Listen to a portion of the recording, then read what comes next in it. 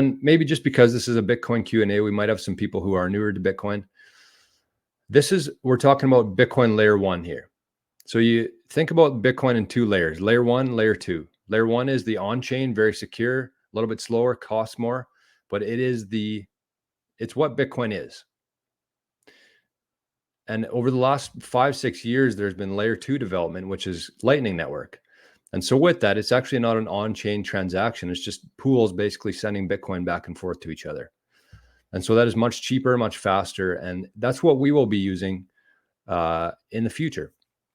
Most people will never send a layer 1 transaction. But if you are somebody who's just getting into Bitcoin, it is something that I would highly recommend, is sending a Bitcoin transaction. It is the most incredible thing that you will ever do in your life. You enter in your amount, you copy and paste your recipient's address. You send however much Bitcoin you want. You set your own transaction fee. When you send that transaction, it goes into the mempool. That's where it hangs out for a while. And until you set your fee high enough where one of the miners picks it up and it goes into a block, once it gets into a block, that will be there forever.